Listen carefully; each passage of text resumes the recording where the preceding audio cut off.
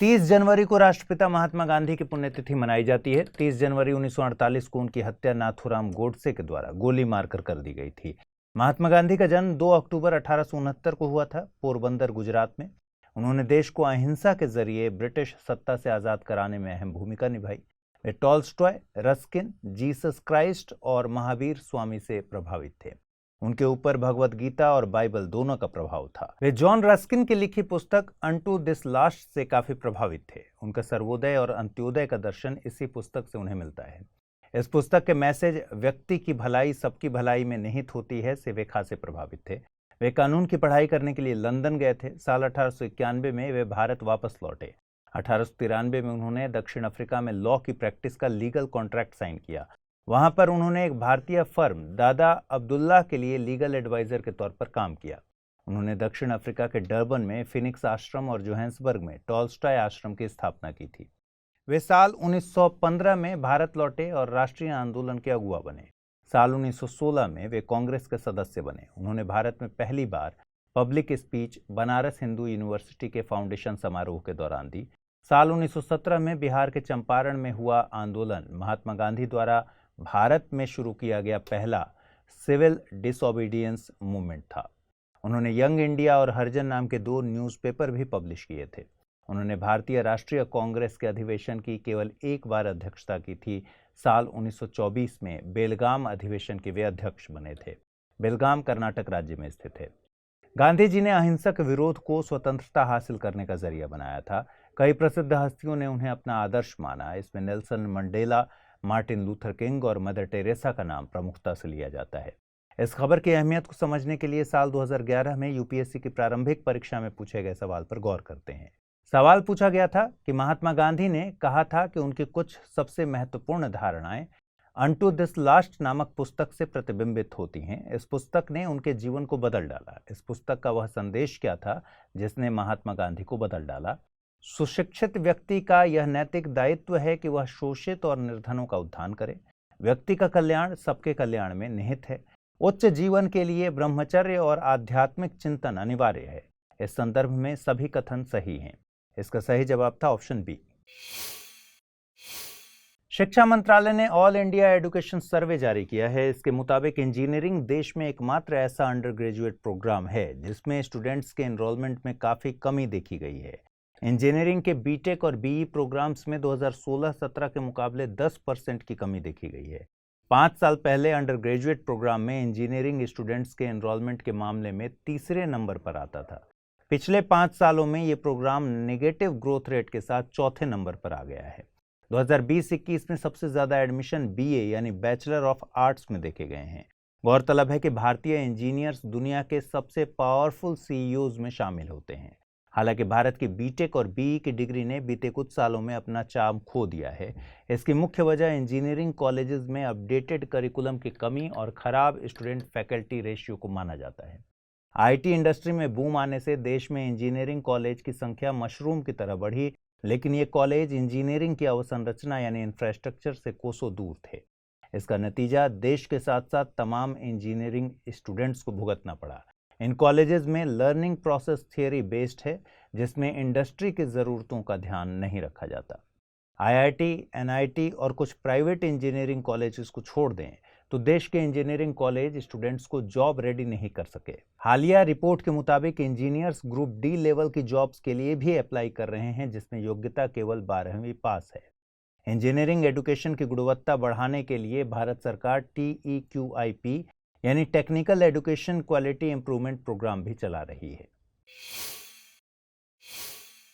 हाल ही में कश्मीर के पश्मीना शॉल को फ्रेंच टच दिया गया है। एक फ्रेंच आर्टिस्ट ने पश्मीना शॉल को कैनवास बनाकर उस पर अपनी कला को उकेरा। इसे एक एग्जीबिशन के जरिए दुनिया को दिखाया गया। फ्रांस और कश्मीर के पश्मीना शॉल का रिश्ता नेपोलियन के वक्त से है। नेपोलियन ने फ्रांस की महारानी जोसेफिन को ये शॉल गिफ्ट की थी। जिसने कश्मीर में दम तोड़ रहे इस शॉल को यूरोप में स्टाइल आइकॉन बना दिया था। पश्मीना फारसी पश्म शब्द से बना है। इसका अर्थ होता है ऊन। पश्मीना शॉल में प्रयोग होने वाली ऊन को चांगथांगी बकरी से हासिल किया जाता है। भारत में पश्मीना ऊन देने वाली 2 बकरी की प्रजातियां पाई जाती हैं, चेगू और चांगथांगी। चांगथांगी बकरी का पालन चांगपा समुदाय के द्वारा किया जाता है। चांगपा एक अर्ध घुमंतु समुदाय है। इनके द्वारा रहने के लिए बनाए गए ऑक्टोगोनल टेंट को रोबू के नाम से जानते हैं।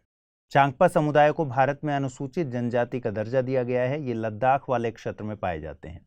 आपको बता दें कि जम्मू कश्मीर को कश्मीर पश्मीना के लिए साल 2008 में जीआई टैग दिया गया था। विश्व स्वास्थ्य संगठन द्वारा वर्ल्ड लेप्रोसी डे यानी विश्व कुष्ठ दिवस जनवरी के अंतिम रविवार को मनाया जाता है। भारत में यह दिन 30 जनवरी को आयोजित किया जाता है। इसे राष्ट्रपिता महात्मा गांधी की पुण्यतिथि के साथ आयोजित किया जाता है। इस साल की theme let us fight leprosy and make leprosy a history रखी गई है। इस मौके पर national strategic plan and road map for leprosy 2023 to 2027 और national guidelines for anti microbial resistance surveillance in leprosy launch किया गया। साथ ही निकुष्ठ पोर्टल 2.0 लॉन्च किया गया था। कुष्ठ एक NTD यानी नेग्लेक्टेड ट्रॉपिकल डिजीज है जो कि 120 से ज्यादा देशों में फैला हुआ है। कुष्ठ एक संक्रामक रोग है। ये माइकोबैक्टीरियम लेप्री और माइकोबैक्टीरियम लेप्रोमटोसिस नामक बैक्टीरिया के कारण होता है। भारत सरकार ने लेप्रोसी फ्री इंडिया विजन के साथ नेशनल लेप्रोसी कंट्रोल प्रोग्राम को साल 1954-55 में लॉन्च किया था। 1983 में सरकार ने national leprosy eradication programme launch किया। आपको बता दें कि सतत विकास लक्ष्यों में कुष्ठ उन्मूलन का लक्ष्य 2030 तक के लिए रखा गया है। भारत के स्वास्थ्य मंत्रालय के मुताबिक भारत इस लक्ष्य को 2027 में हासिल कर सकता है। आइए जल्दी से देखते हैं बुलेटिन पर आधारित क्या सवाल बन सकते हैं। पहला सवाल है, चांगपा समुदाय के संबंध में निम्नलिखित कथनों पर विचार कीजिए। ये मुख्य तौर पर उत्तराखंड में पाए जाते हैं। ये पश्मीना ऊन वाली बकरियों का पालन करते हैं। इन्हें अनुसूचित जनजाति का दर्जा प्राप्त है। उपर्युक्त में से कौन सा कथन या कथनों को आपको चुनना है जो सही है? केवल 1, केवल 2 और 3, केवल 3 या फिर केवल 1 और 3। अगला सवाल है, कुष्ठ रोग उत्पन्न किया जाता है जीवाणु द्वारा, विषाणु द्वारा, कवक द्वारा या प्रोटोजोआ द्वारा? आइए जल्दी से देखें पिछले बुलेटिन पर आधारित क्या प्रश्न थे और उनके सही जवाब क्या हैं। पहला प्रश्न था, निम्नलिखित में से कौन सा सही सुमेलित नहीं है? भूतापीय ऊर्जा स्रोत अवस्थिति, एक तरफ भूतापीय ऊर्जा और एक तरफ अवस्थिति।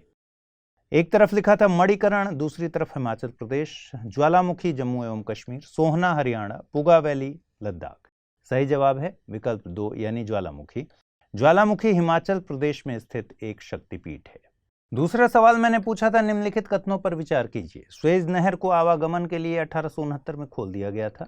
मूल कर्तव्यों को संविधान में स्वर्ण सिंह समिति की सिफारिश पर शामिल किया गया था। उपर्युक्त में से सही कथन या कथनों का चुनाव कीजिए। केवल 1, केवल 2, 1 और 2 दोनों, न तो 1 और नहीं 2। सही जवाब है इसका विकल्प सी यानी दोनों कथन सही है। 1 फरवरी को साल भर के लिए देश का बजट पेश किया जाएगा। वित्त वर्ष 2023-24 के लिए बजट कल संसद में पेश होगा। यूनियन बजट से पहले एक अहम दस्तावेज इकोनॉमिक सर्वे यानी आर्थिक सर्वेक्षण संसद में पेश किया जाता है। पहले इकोनॉमिक सर्वे को बजट के साथ ही पेश किया जाता था। साल 1964 में इसे बजट से अलग पेश किया जाने लगा। आमतौर पर इसे देश के केंद्रीय वित्त मंत्री द्वारा संसद में पेश किया जाता है। पहला इकोनॉमिक सर्वे 1950-51 में पेश किया गया था। इसी परंपरा को निभाते हुए वित्त मंत्री निर्मला सीतारमण ने इकोनॉमिक सर्वे 2022-23 को आज पेश किया था। सर्वे को राष्ट्रपति के दोनों सदनों के अभिभाषण के बाद पेश किया गया था। हम सर्वे के अहम बिंदुओं पर बात करेंगे, उससे पहले जानते हैं कि इकोनॉमिक सर्वे होता क्या है। इकोनॉमिक सर्वे का जिक्र संविधान में कहीं भी नहीं है। साथ ही इसे लेकर कोई कानून भी नहीं है जिसमें इकोनॉमिक सर्वे को पेश करने की बाध्यता की बात कही गई हो। वहीं वार्षिक वित्तीय विवरण के नाम से बजट का जिक्र संविधान में मिलता है। इकोनॉमिक सर्वे को वित्त मंत्रालय के डिपार्टमेंट ऑफ इकोनॉमिक अफेयर्स के द्वारा तैयार किया जाता है। इसे मुख्य वित्तीय सलाहकार के गाइडेंस में तैयार किया जाता है। वर्तमान में मुख्य वित्तीय सलाहकार के पद पर वी अनंत नागेश्वरन हैं। वित्त मंत्री द्वारा संसद में सर्वे को पेश करने के बाद मुख्य वित्तीय सलाहकार के द्वारा प्रेस कॉन्फ्रेंस को भी संबोधित किया गया। इकोनॉमिक सर्वे पिछले 1 साल का देश का इकोनॉमिक और फाइनेंशियल ट्रेंड का रिव्यू होता है। इसमें कृषि, रोजगार, व्यापार, विदेशी मुद्रा भंडार, अवसंरचना, महंगाई और औद्योगिक उत्पादन से जुड़े सभी क्षेत्रों का डिटेल्ड एनालिसिस होता है, जिसका प्रयोग सरकार बजट में रिसोर्सेज के एलोकेशन के लिए करती है। इससे सरकार को जीडीपी की ग्रोथ में आने वाली प्रमुख चुनौतियों के बारे में पता चलता है। सर्वे में भारत की आर्थिक समृद्धि दर 6.5% आंकी गई है। हालांकि भारत बड़ी अर्थव्यवस्थाओं में तेजी से ग्रोथ करने वाले देशों में शामिल रहेगा। भारत पीपीपी यानी क्रय शक्ति समता में दुनिया में तीसरी सबसे बड़ी अर्थव्यवस्था है। वहीं एक्सचेंज रेट के मामले में भारत के स्थान दुनिया में 5वें नंबर पर है। सर्वे में आरबीआई द्वारा आंकी गई खुदरा महंगाई की दर को जायज बताया गया है। आरबीआई ने वर्तमान वित्तीय वर्ष के लिए खुदरा महंगाई की दर 6.8% आंकी है। देश का सीएडी यानी चालू खाता घाटा जीडीपी के मुकाबले 4.4% आंका गया है। इसके और बढ़ने की आशंका जताई गई है। सर्वे में रियल एस्टेट सेक्टर में निर्माण गतिविधियों के साथ तेजी की बात कही गई है, जिसने प्रवासी मजदूरों की शहरों में वापसी सुनिश्चित करने के साथ रोजगार में भी वृद्धि की। इसके अलावा इकोनॉमिक ग्रोथ के साथ विदेशी प्रत्यक्ष निवेश में बढ़ोतरी की उम्मीद है। ग्रॉस टैक्स रेवेन्यू बजट अनुमान के मुकाबले 65% तक पहुंच गया है। इसकी वजह 2014 के बाद हुए कर सुधारों को बताया गया है। सर्वे के मुताबिक आधिकारिक और गैर आधिकारिक स्रोतों के मुताबिक वर्तमान वित्तीय वर्ष में रोजगार के अवसर बढ़े हैं। देश की आर्थिक समृद्धि को बढ़ाने में PM GatiShakti, national monetisation pipeline UPI और नेशनल लॉजिस्टिक पॉलिसी ने अहम भूमिका निभाई है। भारत की समृद्धि में प्राइवेट कंजम्पशन और कैपिटल फॉर्मेशन ने अहम भूमिका निभाई है। इसके अलावा देश ने दुनिया में दूसरा सबसे बड़ा वैक्सीनेशन ड्राइव चलाया। सूक्ष्म, लघु और मध्यम उद्योगों की क्रेडिट ग्रोथ में भी वृद्धि देखने को मिली है। इन्हें extended emergency credit linked guarantee scheme के जरिए क्रेडिट मुहैया कराया जा रहा है। इसके अलावा सरकार का कैपेक्स यानी पूंजीगत व्यय 63.4% बढ़ा है। कैपेक्स वर्तमान वित्तीय वर्ष के लिए प्रमुख ग्रोथ ड्राइवर बनकर उभरा है। सरकार की मनरेगा जैसी योजनाएं जहां आजीविका सुरक्षा तो प्रधानमंत्री गरीब कल्याण योजना खाद्य सुरक्षा मुहैया कराने में अहम भूमिका निभा रही है। भारत 2022 में 100 बिलियन अमेरिकी डॉलर हासिल करने वाला दुनिया में प्रेषण का, रेमिटेंस का सबसे बड़ा प्राप्तकर्ता है। 2020-21 में कृषि में निजी निवेश 9.3% बढ़ा है। वित्तीय वर्ष 2023 में सेवा क्षेत्र में 9.1% की दर से वृद्धि की उम्मीद की जा रही है। इलेक्ट्रॉनिक उत्पादों के निर्यात में सालाना 55.1% का इजाफा हुआ है। 31 जनवरी को एनसीडब्ल्यू यानी राष्ट्रीय महिला आयोग का स्थापना दिवस मनाया जाता है। इस मौके पर सशक्त नारी सशक्त भारत कार्यक्रम का आयोजन किया गया, जिसका मकसद उन महिलाओं की कहानी को दिखाना है जिन्होंने अपने क्षेत्र में सफलता का परचम लहराया। पहले राष्ट्रीय महिला आयोग का गठन 31 जनवरी 1992 को किया गया था। इसे national commission for women act 1990 के तहत एक सांविधिक संस्था के तौर पर गठित किया गया था। पहले महिला आयोग का गठन जयंती पटनायक की अध्यक्षता में हुआ था। सितंबर 2022 में महिला आयोग की पहली अध्यक्ष रही जयंती पटनायक का निधन हो गया था। राष्ट्रीय महिला आयोग के गठन की सिफारिश committee on the status of women in India और national perspective plan for women के द्वारा की गई थी। इसका मकसद महिलाओं से संबंधित मुद्दों पर सरकार को सलाह देना है। इसके अलावा महिलाओं के संवैधानिक और कानूनी अधिकारों की रक्षा करना है। साथ ही कानूनी तौर पर क्या उपाय मौजूद हैं, इसका सुझाव देना भी इसके कार्यों में शामिल है। वर्तमान में महिला आयोग के अध्यक्ष रेखा शर्मा हैं। भारत में महिलाओं से जुड़े प्रमुख कानूनों में the immoral traffic prevention act 1956, the Dowry Prohibition Act 1961 amended in 1986, the Commission of Sati Prevention Act 1987, Protection of Women from Domestic Violence Act 2005, the Sexual Harassment of Women at Workplace Prevention, Prohibition and Redressal Act 2013, the Criminal Law Amendment Act 2013, the Indecent Representation of Women Prohibition Act 1986 शामिल है। भारत सरकार जल्द ही 16वें वित्त आयोग के गठन की तैयारी कर रही है। वित्त मंत्रालय जल्द ही इसके टर्म्स ऑफ रेफरेंस की अधिसूचना जारी करेगा। 16वें वित्त आयोग के लिए जीएसटी काउंसिल यानी वस्तु एवं सेवा कर परिषद को चुनौती के तौर पर देखा जा रहा है। संविधान के अनुच्छेद 279A के तहत जीएसटी काउंसिल का गठन एक स्थायी संवैधानिक संस्था के तौर पर किया गया है। संविधान के 101वें संशोधन अधिनियम 2016 के जरिए जीएसटी यानी वस्तु एवं सेवा कर को लागू किया गया। इसी प्रक्रिया को लागू करने के लिए जीएसटी काउंसिल का गठन किया गया है। काउंसिल द्वारा टैक्स रेट में बदलाव का असर आयोग द्वारा वित्तीय संसाधनों के बंटवारे के लिए किए गए रेवेन्यू कैलकुलेशंस पर होगा। गौरतलब है कि वित्त आयोग संविधान के अनुच्छेद 280 के तहत एक संवैधानिक संस्था है। इसे हर 5 साल पर राष्ट्रपति के द्वारा गठित किया जाता है। आयोग अपनी रिपोर्ट राष्ट्रपति को सौंपता है। इसका काम केंद्र और राज्यों के बीच कुल कर के विभाजन के बारे में सिफारिश करना होता है। राज्यों को दी जाने वाली अनुदान और सहायता के बारे में भी इसके द्वारा सिफारिश की जाती है। इसकी सिफारिशें सलाहकारी प्रवृत्ति की होती हैं। सरकार के ऊपर इन सिफारिशों को लागू करने की कोई बाध्यता नहीं है। वित्त आयोग राजकोषीय संघवाद संतुलन में भूमिका निभाता है। आपको बता दें कि 15वें वित्त आयोग का गठन नवंबर 2017 में 5 सालों के लिए किया गया था। इसकी सिफारिशें 2020-21 से लागू की जानी थी। साल 2019 में आयोग को वित्त वर्ष 2020-21 के लिए एक रिपोर्ट सौंपने को कहा गया। साथ ही आयोग के कार्यकाल को 2025-26 तक बढ़ा दिया गया। इससे पहले नवे वित्त आयोग को 6 साल का कार्यकाल दिया गया था। इस खबर की अहमियत को समझने के लिए साल 2011 में यूपीएससी की प्रारंभिक परीक्षा में पूछे गए सवाल पर गौर करिए। सवाल पूछा गया था, भारतीय वित्त आयोग के संबंध में निम्नलिखित में से कौन सा कथन सत्य है? वह अवसंरचना विकास हेतु विदेशी पूंजी अंतर्प्रवाह प्रोत्साहित करता है। वह सार्वजनिक क्षेत्र के प्रतिष्ठानों में समुचित वित्त वितरण को सुगम बनाता है। वह वित्तीय प्रशासन में पारदर्शिता सुनिश्चित करता है। उपर्युक्त संदर्भ में ए, बी और सी कथनों में से कोई भी सही नहीं है। इसका सही जवाब है विकल्प डी, यानी कोई भी सही नहीं है। आइए जल्दी से देखते हैं आज के बुलेटिन पर आधारित क्या सवाल बन सकते हैं। पहला सवाल, वित्त आयोग के संबंध में निम्नलिखित में से कौन सा कथन सही है या है? वित्त आयोग एक संवैधानिक संस्था है। 16वें वित्त आयोग के अध्यक्ष एन.के. सिंह हैं। इसकी सिफारिशें सलाहकारी प्रवृत्ति की होती हैं। यह राजकोषीय संघवाद की अवधारणा पर आधारित है। नीचे दिए गए कूटों का प्रयोग कर सही उत्तर चुनिए। केवल 1, 1, 3 और 4, 1, 2 और 3 या फिर 1, 2, 3 और 4। अगला सवाल, राष्ट्रीय महिला आयोग के संबंध में निम्नलिखित कथनों पर विचार कीजिए। राष्ट्रीय महिला आयोग एक संवैधानिक संस्था है। जयंती पटनायक प्रथम राष्ट्रीय महिला आयोग की अध्यक्ष थीं। नीचे दिए गए कूटों का प्रयोग कर सही कथन चुनना है। केवल 1, केवल 2, 1 और 2 दोनों, न तो 1 और नहीं 2।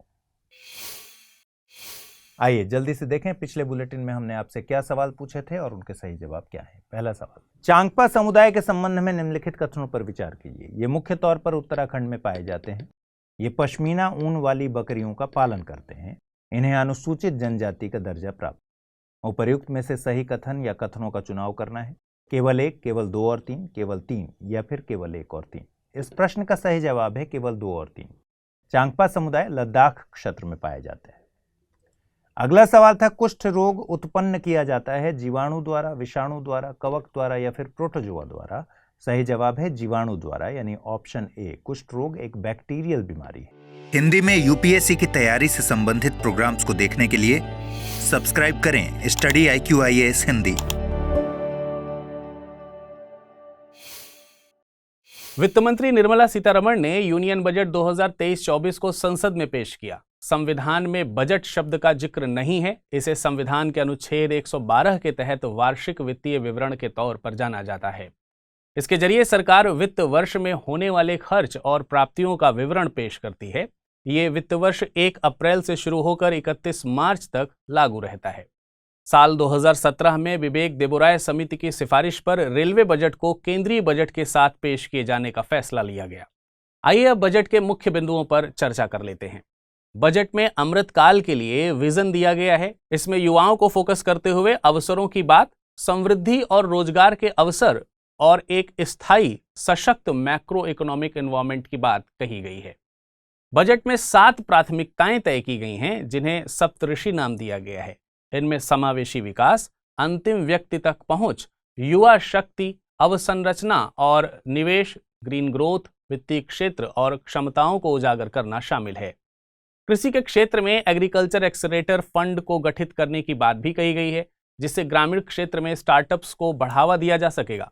बजट में हॉर्टिकल्चर क्लीन प्लांट प्रोग्राम को लॉन्च करने की बात भी कही गई है, जिससे हाई वैल्यू वाली हॉर्टिकल्चर फसलों के उत्पादन को बढ़ावा दिया जा सकेगा। बजट में भारत को मोटे अनाज के लिए वैश्विक हब बनाने की बात भी कही गई है, मोटे अनाज की ब्रांडिंग श्री अन्न के तौर पर की जाएगी। इसके लिए हैदराबाद स्थित Indian institute of millet research को बढ़ावा दिया जाएगा। गौरतलब है कि साल 2023 को मोटे अनाज का अंतर्राष्ट्रीय वर्ष घोषित किया गया है। डेयरी एनिमल हस्बेंड्री और फिशरीज सेक्टर के लिए 20 लाख करोड़ रुपए के क्रेडिट का लक्ष्य रखा गया है। स्वास्थ्य के क्षेत्र में आईसीएमआर लैब्स के जरिए निजी और सार्वजनिक क्षेत्र के माध्यम से मेडिकल रिसर्च को बढ़ावा दिया जाएगा। Sickle cell anaemia elimination mission को लॉन्च करने की बात भी कही गई है। 157 नए नर्सिंग कॉलेजेस खोले जाने का प्रस्ताव रखा गया है। वित्त वर्ष 2023 के लिए स्वास्थ्य पर जीडीपी का 2.1% खर्च तय किया गया है, जो कि वर्ष 2019 में 1.4% था। शिक्षा के क्षेत्र में बच्चों और किशोरों के लिए नेशनल डिजिटल लाइब्रेरी के गठन की बात कही गई है। राज्यों को पंचायत और वार्ड के स्तर पर फिजिकल लाइब्रेरी गठित करने के लिए बढ़ावा दिया जाएगा। सरकार ने बजट में अपनी उपलब्धियों का जिक्र भी किया है। इसके मुताबिक ग्रामीण घरों में 9 करोड़ पीने के पानी के कनेक्शन मुहैया कराए गए हैं। पीएम किसान योजना के तहत 11.4 करोड़ किसानों को 2.2 लाख करोड़ कैश ट्रांसफर किया गया है। पीएम सुरक्षा बीमा योजना और पीएम जीवन ज्योति बीमा योजना के तहत 44.6 करोड़ लोगों को इंश्योरेंस कवर मुहैया कराया गया है। पीएम जनधन योजना के तहत 47.8 करोड़ खाते खोले गए हैं। स्वच्छ भारत मिशन के तहत 11.7 करोड़ घरों में टॉयलेट का निर्माण कराया गया है। उज्ज्वला योजना के तहत 9.6 करोड़ एलपीजी कनेक्शंस दिए गए हैं। शहरी बेरोजगारी की दर पिछले 4 सालों में सबसे कम बताई जा रही है। प्रधानमंत्री पीवीटीजी डेवलपमेंट मिशन का प्रस्ताव किया गया है। पीजीटीवी से मतलब पर्टिकुलरली वल्नरेबल ट्राइबल ग्रुप से है। गृह मंत्रालय ने 75 जनजातीय समूहों को पीवीटीजी के रूप में वर्गीकृत किया है। पीवीटीजी 18 राज्यों एवं अंडमान और निकोबार द्वीप समूह संघ राज्य क्षेत्र में रहते हैं। कर्नाटक के सूखाग्रस्त क्षेत्रों को सतत सिंचाई सुविधा के लिए वित्तीय सहायता मुहैया कराई जाएगी। प्राचीन इंस्क्रिप्शंस के लिए भारत श्री यानी शेयर्ड रिपोजिटरी ऑफ इंस्क्रिप्शंस के गठन की बात कही गई है। सरकार ने अवसंरचना और उत्पादक क्षमता में निवेश के लिए इंसेंटिव देने की बात कही है। सरकार का दावा है कि इसका मल्टीप्लायर इम्पैक्ट दिखेगा, जो कि समृद्धि और रोजगार को बढ़ाने में मददगार साबित होगा। राज्य सरकारों को 50 सालों तक अवसंरचना निवेश के लिए इंस्टेंट फ्री लोन मुहैया कराया जाएगा। अर्बन इंफ्रास्ट्रक्चर डेवलपमेंट फंड के गठन की बात कही गई है। इससे टीयर 2 और टीयर 3 के शहरों में अवसंरचना विकास पर जोर दिया जाएगा। सरकार ने बजट में national data governance policy launch करने की बात कही है, जिससे स्टार्टअप्स और अकादमिक क्षेत्रों के रिसर्च के लिए डाटा तक पहुंच सुनिश्चित हो सकेगी। लैब ग्रोन डायमंड्स के रिसर्च के लिए ग्रांट्स दी जाएगी, जिससे आयात पर निर्भरता खत्म हो सके। 5G सर्विसेज पर आधारित एप्लीकेशंस के विकास के लिए 100 लैब्स के गठन की बात कही गई है। ई कोर्ट्स के फेज 3 को लॉन्च करने की बात कही गई है, जिससे न्याय का प्रभावी प्रशासन सुनिश्चित हो सके। 7 प्राथमिकताओं में ग्रीन ग्रोथ की बात भी कही गई है। इसके लिए सरकार कई प्रस्ताव लेकर आई है। पीएम प्रणाम यानी programme for restoration, awareness, nourishment and amelioration of mother earth launch करेगी। इसका मकसद केमिकल फर्टिलाइजर्स के उपयोग को कम करना होगा।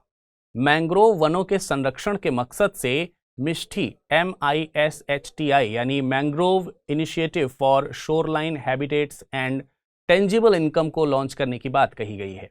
आर्द्र भूमियों के लिए अमृत धरोहर को लागू किया जाएगा। राज्यों को यूनिटी मॉल गठित करने के लिए प्रोत्साहित किया जाएगा, जहां पर GI टैग, एक जिला एक उत्पादों की बिक्री को बढ़ावा दिया जाएगा। महिला सम्मान बचत पत्र नाम से एक स्मॉल सेविंग स्कीम लॉन्च की गई है, जिसमें 2 साल के लिए 2 लाख रुपए तक की बचत की जा सकेगी। वित्तीय समावेशन को बढ़ावा देने के मकसद से नेशनल फाइनेंशियल इंफॉर्मेशन रजिस्ट्री के गठन की बात भी कही गई है। सीनियर सिटीजन की सेविंग स्कीम की डिपॉजिट लिमिट को 15 लाख रुपए से बढ़ाकर 30 लाख रुपए कर दिया गया है। राज्यों को राज्य कोषीय घाटा जीडीपी के मुकाबले 3.5% रखने की अनुमति दी गई है। इसके अलावा नई कर व्यवस्था में इनकम टैक्स रिबेट की सीमा को 5 लाख रुपए से बढ़ाकर 7 लाख रुपए कर दिया गया है। इसके साथ ही 3 लाख रुपए तक की आय वालों पर कोई कर नहीं लगाया जाएगा। मंत्रालयों में सबसे ज्यादा फंड एलोकेशन रक्षा मंत्रालय को 5.94 लाख करोड़ रुपए किया गया है। रेलवे को 2.4 लाख करोड़ का आउटलेट सौंपा गया है। एमएसएमई की क्रेडिट गारंटी स्कीम के लिए 9,000 करोड़ रुपए का फंड एलोकेट किया गया है। लंबे वक्त से कुछ कंपनीज द्वारा बायोटीन को बालों और नाखूनों के लिए एक मैजिक पिल की तरह पेश किया जा रहा है। मतलब यह है कि ऐसा दावा किया जा रहा है कि बायोटीन स्वस्थ बालों और नाखूनों का शर्तिया इलाज है। इस पर डर्मेटोलॉजिस्ट ने चिंता जाहिर की है। उनके मुताबिक इन दावों का कोई वैज्ञानिक प्रमाण मौजूद नहीं है। साथ ही बायोटीन का अंधाधुंध प्रयोग व्यक्ति के स्वास्थ्य को नकारात्मक तौर पर प्रभावित भी करता है। गौरतलब है कि विटामिन B7 को बायोटीन के नाम से जाना जाता है। ये वाटर सॉल्युबल यानी जल में विलेय विटामिन है। ये फैट, प्रोटीन और कार्बोहाइड्रेट के ब्रेकडाउन में एंजाइम्स की मदद करता है। इसकी कमी से हेयर फॉल, त्वचा और नाखूनों की हेल्थ खराब हो सकती है। हालांकि इनके सप्लीमेंट लेने से इनमें सुधार हो जाएगा, ऐसा दावा कोई रिपोर्ट नहीं करती। बायोटीन मीट, एवोडेको, शकरकंद, नट्स, उबले अंडे और सीड से हासिल होता है। आपको बता दें कि विटामिन बी के 8 प्रकार होते हैं। विटामिन B1 को थायमीन के नाम से जानते हैं। इसकी कमी से बेरी-बेरी रोग हो जाता है। विटामिन B2 को राइबोफ्लेविन के नाम से जाना जाता है। इसकी कमी से कीलोसिस रोग हो जाता है। विटामिन B3 को नियासिन नाम से जानते हैं। इसकी कमी से पेलेग्रा रोग होता है। विटामिन B5 को पैंटोथेनिक नाम से जाना जाता है और इसकी कमी से सफेद बाल के लक्षण दिखते हैं। विटामिन B6 को पायरिडॉक्सिन के नाम से जानते हैं। इसकी कमी से चर्म रोग होता है। विटामिन B7 के बारे में हम पहले ही बात कर चुके हैं। विटामिन B9 को पॉलिक एसिड के नाम से जानते हैं और विटामिन B12 को साइनोकोब्लामिन के नाम से जाना जाता है। इसकी कमी से तंत्रिका तंत्र की गड़बड़ी हो सकती है। 1 फरवरी को हर साल ICG यानी इंडियन कोस्ट गार्ड डे मनाया जाता है। इस मौके पर प्रधानमंत्री और गृह मंत्री अमित शाह ने बधाई दी है। ICG भारत के मैरीटाइम इंटरेस्ट को सुरक्षित करने में अहम भूमिका निभाते हैं। ICG को director general Indian coast guard के द्वारा हेड किया जाता है। इसका मुख्यालय नई दिल्ली में है।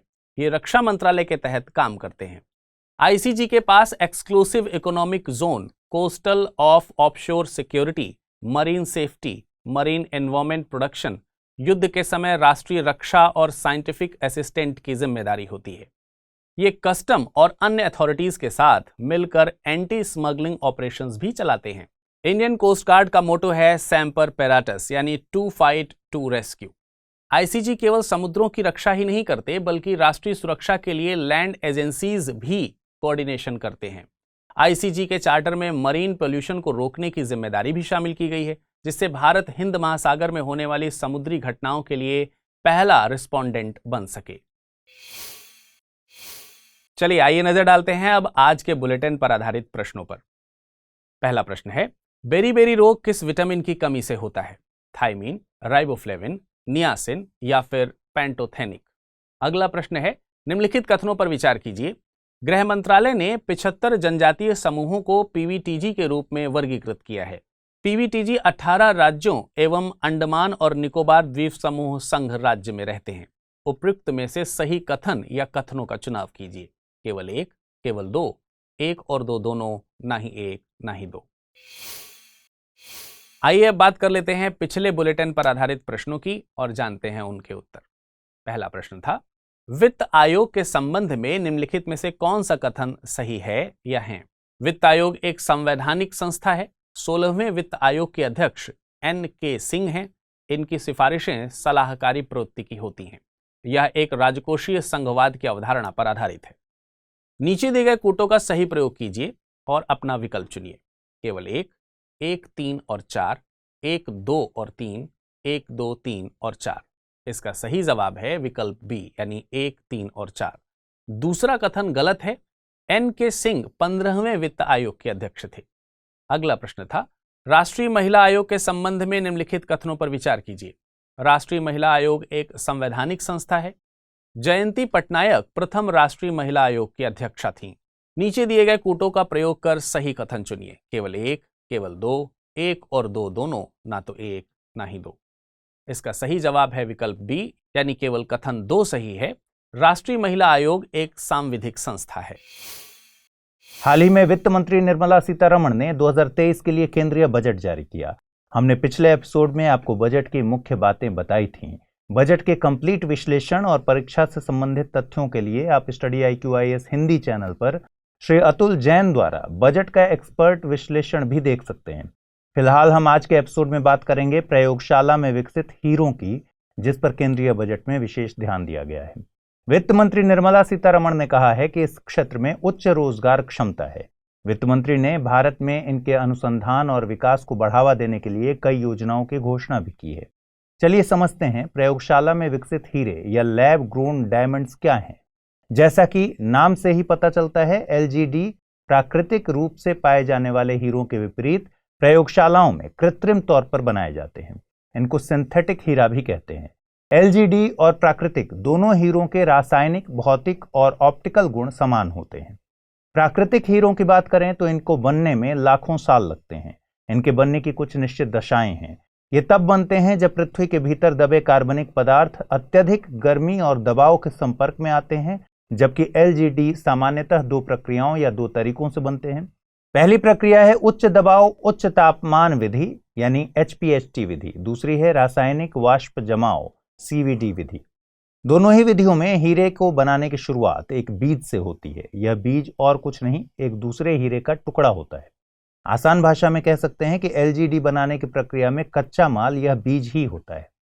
HPHT विधि में इस बीज को शुद्ध ग्रेफाइट कार्बन के साथ 1500 डिग्री सेल्सियस और अत्यधिक उच्च दाब पर रखा जाता है। वहीं CVD मेथड में इस बीज को एक कार्बन रिच गैस से भरे चैम्बर में 800 डिग्री सेल्सियस तक गर्म किया जाता है। इस दौरान यह गैस बीज से चिपक जाती है और धीरे धीरे हीरा बनना शुरू होता है। आपको बता दें कि आर्टिफिशियल हीरा या LGD को बनाने का श्रेय न्यूयॉर्क में स्थित जनरल इलेक्ट्रिक रिसर्च लेबोरेटरी के साइंटिस्ट को दिया जाता है। इन्होंने इसको पहली बार 1954 में बनाया था। अब सवाल ये उठता है कि क्या LGD प्राकृतिक रूप से पाए जाने वाले हीरों से बेहतर होते हैं? दोनों हीरे देखने में और रासायनिक रूप से समान होते हैं, एक जैसे ही दिखते हैं, लेकिन जो महत्वपूर्ण अंतर है वो है प्रयोगशाला में डेवलप किए गए हीरे का पर्यावरण पदचिह्न प्राकृतिक रूप से पाए जाने वाले हीरे की तुलना में बहुत कम होता है।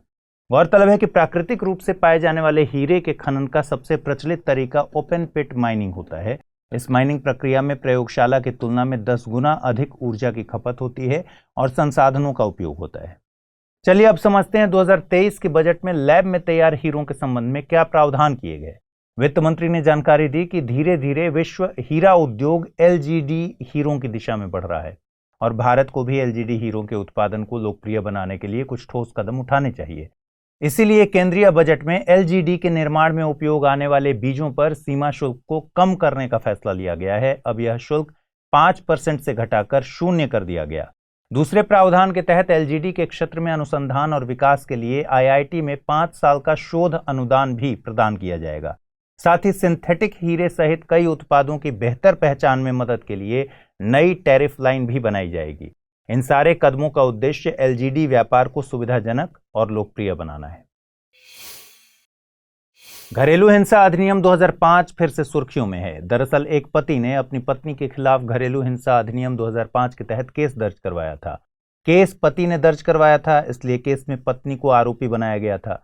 इस मामले की सुनवाई निचली अदालत में चल रही थी। महिला ने दिल्ली हाई कोर्ट में इस पर सुनवाई पर रोक लगाने की मांग को लेकर याचिका दायर की थी। महिला की तरफ से दलील दी गई कि घरेलू हिंसा कानून के तहत किसी महिला को आरोपी नहीं बनाया जा सकता।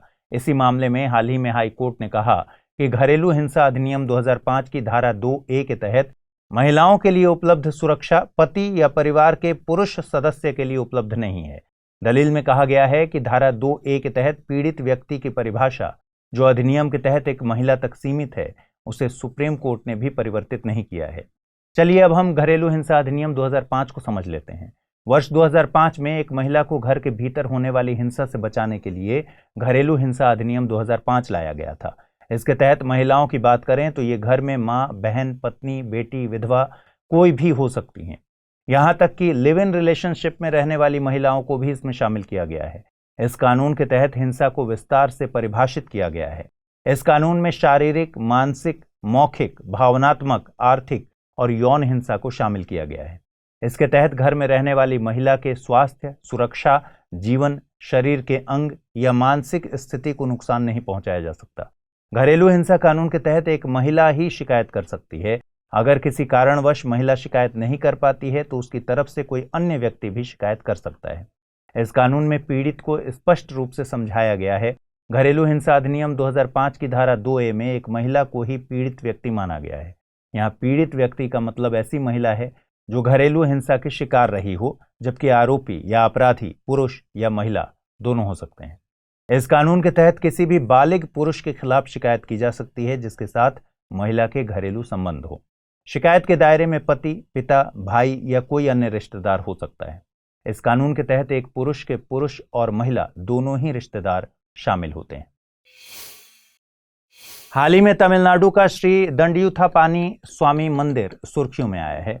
दरअसल प्राचीन शास्त्र आगम के अनुसार यहां मंडलाभिषेकम कार्यक्रम 48 दिनों तक मनाया जाता है। पलानी मंदिर प्रशासन द्वारा 3 दिनों के लिए मंडलाभिषेकम अनुष्ठानों को कम करने का फैसला लिया गया था। मंदिर प्रशासन ने इसका कारण थाई पूसम उत्सव बताया था। मंदिर प्रशासन के फैसले के खिलाफ जनहित याचिका दायर की गई थी। सुनवाई के दौरान न्यायालय ने कहा कि मंडलाभिषेकम और थाई पूसम उत्सव इस साल एक साथ आयोजित किए जा सकते हैं। आपको बता दें कि श्री दंडयुथपानी स्वामी मंदिर तमिलनाडु के डिंडिगुल जिले में पलानी पहाड़ियों के ऊपर है। यहाँ भगवान मुरुगन की प्रतिमा विराजमान है। इस मूर्ति को 3000 ईसा पूर्व पहले बनाया गया था। पलानी में भगवान मुरुगन की प्रतिमा का निर्माण भोगर मुनि ने किया था। यह प्राचीन तमिल संस्कृति के 18 महानतम सिद्धों में से एक है। समय के साथ यह स्थान जीर्ण शीर्ण हो गया। 4वीं और 5वीं शताब्दी के बीच यह स्थान चेर साम्राज्य के राजा पेरुमल के नियंत्रण में था। इसी राजा पेरुमल ने मंदिर का पुनर्निर्माण करवाया और मंदिर में पुनः पूजा शुरू करवाई। मद्रास उच्च न्यायालय ने इस मंदिर क्षेत्र को विश्व का प्राकृतिक अजूबा कहा है। न्यायालय ने कहा कि हजारों भक्तों ने मंदिर में चढ़ाए गए पवित्र दूध और पंचमीर्थम यानी 5 मीठी सामग्रियों का मिश्रण का सेवन करने के बाद से बीमारियों से ठीक होने का दावा किया था। दरअसल भोगर योगी ने 1448 दुर्लभ जड़ी बूटियों का इस्तेमाल कर 9 जहरीले पदार्थ बनाए थे जो एक साथ मिलकर घातक बीमारियों को भी दूर करने वाली दवा बनाने का दावा करते हैं। इन्हीं 9 जहरीले पदार्थों का उपयोग करके इन्होंने मूर्ति का निर्माण किया था। इन पदार्थों को नवभाषण कहते हैं। ऐसा माना जाता है कि अगर दूध और पंचमीर्थम को मूर्ति पर डाला जाता है और कुछ समय बाद खाया जाता है तो यह सभी मानव रोगों का इलाज करेगा। अगली खबर में बात करते हैं अमेरिका की कोलोराडो नदी की। यह अमेरिका के करोड़ों लोगों को पानी की आपूर्ति करने वाली नदी है। गौरतलब है कि 20 से अधिक वर्षों के सूखे के बाद नदी द्वारा पोषित जलाशयों का स्तर खतरनाक रूप से कम हो गया है। आपको बता दें कि 7 अमेरिकी राज्य कोलोराडो नदी पर निर्भर हैं। ये राज्य हैं Arizona, California, Colorado, Nevada, New Mexico, Utah और व्योमिंग। अमेरिकी राज्य अब इसके पानी के बंटवारे के लिए आपस में संघर्ष कर रहे हैं। घटते जलस्तर के कारण इन राज्यों को अपनी पानी की खपत को कम करने के लिए जल संसाधनों के प्रबंधन पर एक नई योजना को अपनाना था। इस योजना को पेश करने की अंतिम तिथि गुजर गई है, लेकिन किसी भी प्रकार का समझौता नहीं हो पाया है। आपको बता दें कि कोलोराडो नदी रॉकी पर्वत से निकलती है। अमेरिका की कोलोराडो नदी करीब 2330 किलोमीटर लंबी है और Colorado Utah, Arizona, Nevada, California और उत्तरी मैक्सिको से होकर बहती है। यह नदी कैलिफोर्निया की खाड़ी में गिरती है।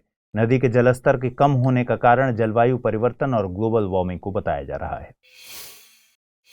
आइए जल्दी से देखते हैं आज के बुलेटिन पर आधारित क्या सवाल बन सकते हैं। पहला सवाल है, लैब ग्रोन डायमंड से संबंधित कौन सा कथन गलत है? लैब ग्रोन डायमंड्स बनाने की HPHT विधि में सीड को यानी बीज को शुद्ध ग्रेफाइट कार्बन के साथ 1500 डिग्री सेल्सियस और अत्यधिक उच्च दाब पर रखा जाता है। लैब ग्रोन डायमंड्स बनाने की CVD मेथड में बीज को एक कार्बन रिच गैस से भरे चैम्बर में 800 डिग्री सेल्सियस तक गर्म किया जाता है। लैब ग्रोन डायमंड्स को बनाने का श्रेय न्यूयॉर्क में स्थित जनरल इलेक्ट्रिक रिसर्च लेबोरेटरी के साइंटिस्ट को दिया जाता है, जिन्होंने इसको पहली बार 1954 में बनाया था। लैब ग्रोन डायमंड्स का पर्यावरण पदचिन्ह प्राकृतिक रूप से पाए जाने वाले हीरे की तुलना में बहुत ज्यादा होता है। दूसरा सवाल है, निम्नलिखित कथनों पर विचार कीजिए। कोलोराडो नदी रॉकी पर्वत से निकलती है। यह नदी मैक्सिको की खाड़ी में गिरती है। सही कथन का चुनाव करना है कूट के जरिए। केवल 1, केवल 2, 1 और 2 दोनों, न तो 1 नहीं 2। कल जो आपसे सवाल पूछे गए थे बुलेटिन में, उनके जवाब देख लेते हैं। पहला सवाल पूछा गया था, बेरी बेरी रोग किस विटामिन की कमी से होता है? थायमीन, राइबोफ्लेविन, नियासिन या फिर पेंटोथेनिक? सही उत्तर है ऑप्शन ए। अगला सवाल पूछा गया था, निम्नलिखित कथनों पर विचार कीजिए। गृह मंत्रालय ने 75 जनजातीय समूहों को पीवीटीजी के रूप में वर्गीकृत किया है। पीवीटीजी 18 राज्यों एवं अंडमान और निकोबार द्वीप समूह संघ राज्य में रहते हैं। उपर्युक्त में से सही कथन या कथनों का चुनाव करना है। केवल एक, केवल दो, एक और दो दोनों, न तो एक और न ही दो। सही उत्तर है ऑप्शन सी। लद्दाख की यायात्सो झील को बीएचएस यानी बायोडायवर्सिटी हेरिटेज साइट का दर्जा देने का प्रस्ताव किया गया है। 4,820 मीटर की ऊंचाई पर स्थित ये झील लद्दाख की पहली बीएचएस झील होगी। बायोडायवर्सिटी मैनेजमेंट कमेटी चांगथांग गांव की पंचायत और सिक्योर हिमालयन प्रोजेक्ट से मिलकर प्रस्तावित किया गया है। वर्तमान में देश में 36 बीएचएस मौजूद हैं। ओडिशा में गजपति जिले में स्थित महेंद्रगिरी को साल 2022 में 36वीं बीएचएस का दर्जा दिया गया है। 2007 में नल्लूर टेमरिंग ग्रोम मंगलूर को भारत के पहले बीएचएस का दर्जा दिया गया है। आपको बता दें कि बीडीए यानी बायोडायवर्सिटीज एक्ट 2002 के तहत राज्य सरकारें स्थानीय निकायों की सलाह से जैव विविधता के महत्व वाले क्षेत्रों को बीएचएस नोटिफाई कर सकती हैं। राज्य सरकारों को यह शक्ति एक्ट की धारा 37 से मिलती है। बीडीए 2002 के तहत 3 स्तरीय संरचना की बात की गई है। राष्ट्रीय स्तर पर एनबीए यानी नेशनल बायोडायवर्सिटी अथॉरिटी, राज्य के स्तर पर स्टेट बायोडायवर्सिटी बोर्ड और स्थानीय स्तर पर बायोडायवर्सिटी मैनेजमेंट कमेटी की बात कही गई है। एनबीए का गठन एक्ट के तहत साल 2003 में किया गया था। किसी क्षेत्र को बीएचएस घोषित करने के लिए बीडीए 2002 के तहत 9 शर्तों का प्रावधान किया गया है। बीएचएस घोषित करने के लिए किसी एक शर्त को पूरा करना जरूरी होता है। इन शर्तों में निम्नलिखित चीजें शामिल हैं। पहली शर्त है ऐसे क्षेत्र जो प्राकृतिक, अर्ध प्राकृतिक और मानव निर्मित पैटर्न से बने हों, साथ ही जीवन के कई रूपों की पर्याय विविधता हो। दूसरी शर्त ऐसे क्षेत्रों की बात करती है जहां पर घरेलू जैव विविधता घटक या सतत कृषि पद्धतियों के साथ रिप्रेजेंटेटिव एग्रो इकोसिस्टम्स मौजूद हों। तीसरी शर्त में ऐसे क्षेत्रों की बात कही गई है जो जैव विविधता के लिहाज से तो अहम है, साथ ही महत्वपूर्ण सांस्कृतिक स्थल भी हैं, मसलन पवित्र उपवन या पेड़ या बड़े सामुदायिक संरक्षित क्षेत्र। चौथी शर्त में ऐसे क्षेत्रों को शामिल किया जाता है जो इंडेंजर्ड और एंडेमिक फ्लोरा और फौना यानी वनस्पति और जीवों की शरण मुहैया कराते हैं। पांचवी शर्त में बताया गया है कि इसमें हर तरह की भूमि को शामिल किया जा रहा है या जा सकता है, चाहे यह सरकारी हो, सामुदायिक या फिर निजी हो। छठी शर्त के मुताबिक यहां तक पॉसिबल हो उन साइट्स को शामिल किया जाता है जो पहले से वन्यजीव संरक्षण अधिनियम 1972 के तहत जो संरक्षित क्षेत्र नेटवर्क में शामिल ना हो। सातवीं शर्त में उन क्षेत्रों की बात कही गई है जो प्रवासी भारतीयों को फीडिंग और ब्रीडिंग ग्राउंड मुहैया कराते हैं। आठवीं शर्त में उन क्षेत्रों की बात कही गई है जिन्हें वन विभाग की रिसर्च विंग में संरक्षित किया गया हो। नौवीं शर्त में मेडिसिन प्लांट कंजर्वेशन एरियाज की बात कही गई है। हाल ही में CITES यानी सिटीज के ट्रेड डेटाबेस ने लाल चंदन की तस्करी को लेकर एक बड़ा खुलासा किया है। डेटाबेस के मुताबिक लाल चंदन की जब्ती की तकरीबन 28 घटनाओं को दर्ज किया गया है। गौरतलब है कि विदेश व्यापार नीति के तहत भारत से लाल चंदन के निर्यात को प्रतिबंधित किया गया है। डायरेक्टरेट ऑफ रेवेन्यू इंटेलिजेंस इसकी स्मगलिंग को रोकने के लिए ऑपरेशन रक्त चंदन चलाता है। लाल चंदन आंध्र प्रदेश के पूर्वी घाट के वनों की स्थानिक वनस्पति प्रजाति है। IUCN की रेड लिस्ट में इसे इंडेंजर्ड का दर्जा दिया गया है। CITES यानी convention on international trade in endangered species of wild life, fauna and flora की अपेंडिक्स 2 में जगह दी गई है। वहीं भारत के वन्य जीव संरक्षण अधिनियम 1972 की अनुसूची 4 में शामिल है। लाल चंदन बेहद धीमी गति से वृद्धि करने वाले वृक्ष हैं।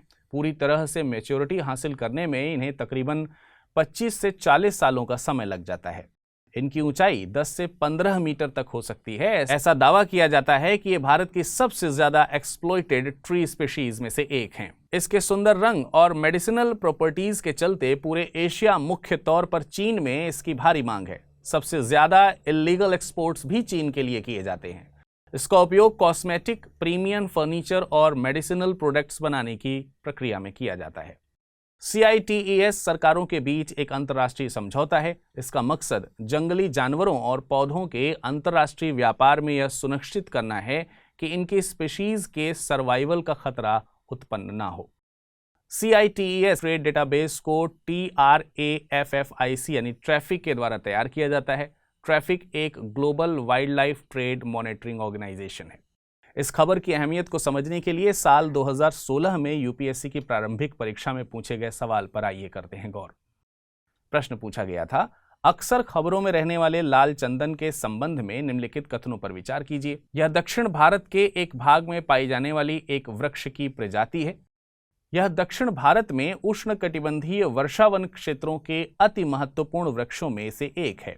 उपयुक्त दोनों कथनों में से कौन सा या कौन से कथन सही है या हैं? केवल एक, केवल दो, एक और दो दोनों, ना तो एक ना ही दो। इसका सही जवाब है विकल्प ए यानी केवल एक। सुप्रीम कोर्ट ने पर्यावरण मंत्रालय को हाथियों की सुरक्षा के मुद्दे पर तलब किया है। दरअसल साल 2010 में आई गज रिपोर्ट की सिफारिशों को लेकर सवाल किया गया है। इस रिपोर्ट में NTCA यानी नेशनल टाइगर कंजर्वेशन अथॉरिटी की तर्ज पर NECA यानी नेशनल एलिफेंट कंजर्वेशन अथॉरिटी के गठन का प्रस्ताव किया गया था। रिपोर्ट में NECA को एक सांविधिक संस्था के तौर पर गठित करने की सिफारिश की गई थी। कोर्ट में इसी को लेकर प्रेरणा सिंह बिंद्रा द्वारा एक याचिका दायर की गई है। केंद्र को इस याचिका पर जवाब देने के लिए 4 हफ्तों का समय दिया गया है। गौरतलब है कि भारतीय हाथी को वन्य जीव संरक्षण अधिनियम 1972 की अनुसूची 1 में संरक्षण दिया गया है। साथ ही इसकी अपेंडिक्स 1 में अधिसूचित किया गया है। एशियन एलिफेंट IUCN की रेड लिस्ट में इंडेंजर्ड हैं।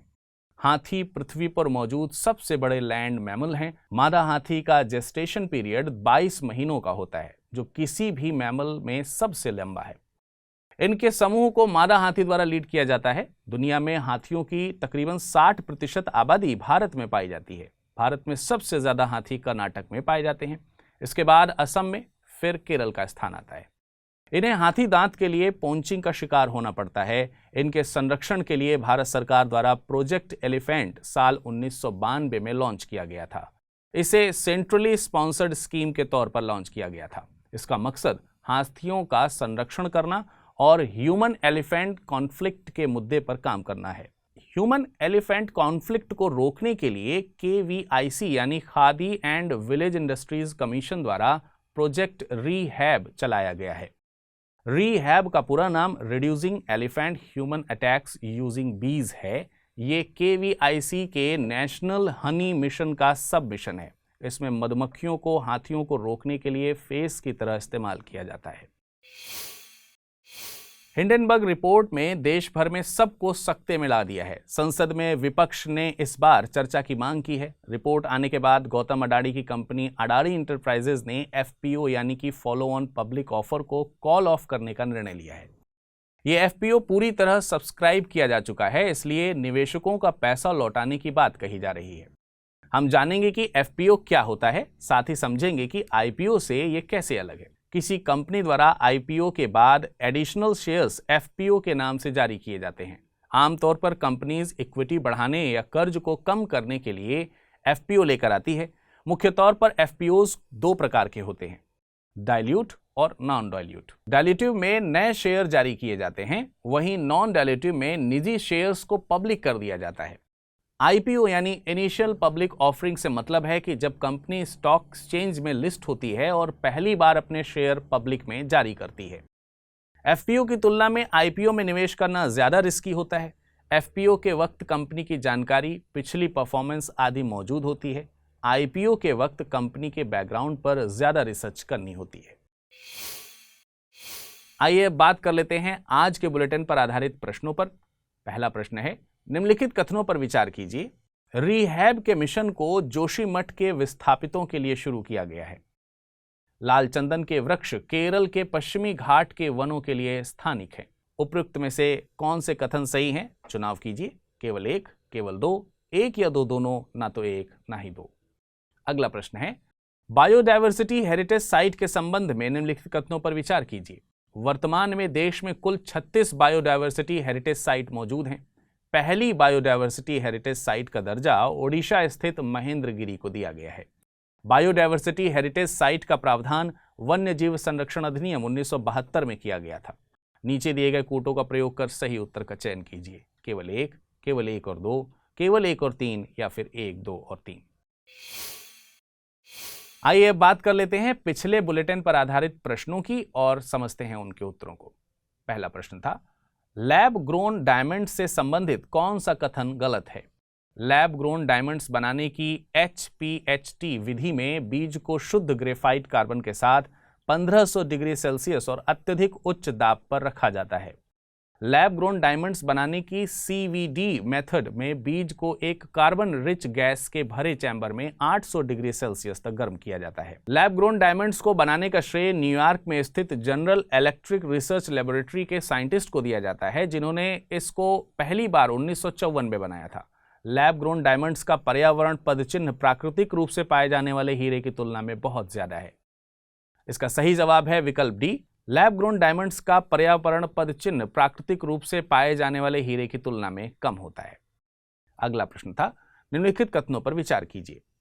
कोलोराडो नदी रॉकी पर्वत से निकलती है। यह नदी मैक्सिको की खाड़ी में गिरती है। उपयुक्त में से सही कथन का चुनाव कीजिए। केवल एक, केवल दो, एक और दो दोनों, ना तो एक ना ही दो। इसका सही जवाब था विकल्प ए, यानी केवल पहला कथन ही सही था।